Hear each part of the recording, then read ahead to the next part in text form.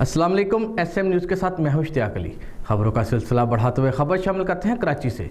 कराची के इलाके औरंगी टाउन में गुज़श्ता रोज़ अरबिया सलीम अकेडमी के मोहतरम मुफ्ती सलीमुल्लाह पर होने वाली फायरिंग का मुकदमा दर्ज कर लिया गया।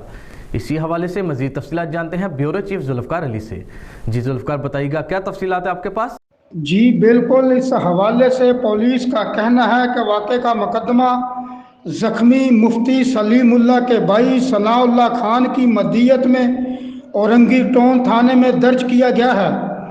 वाज़ेह रहे कि फायरिंग का वाक़या गुज़श्ता रोज़ MPR कॉलोनी में पेश आया था, जहां पर नामालूम मोटरसाइकिल सवार मुलजमान ने अरबिया सलीम अकेडमी के मोहतरम की कार पर फायरिंग करके इन्हें शदीद ज़ख्मी कर दिया था। वाक़े के वक़्त मुफ्ती सलीमुल्लाह की अहलिया भी कार में मौजूद थी, ताहम वो महफूज रहीं।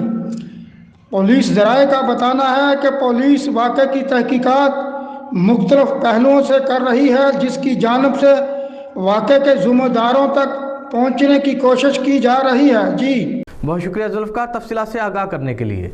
अब तक के लिए इतना ही। मज़ीद खबरों के लिए देखते रहिए SM न्यूज़।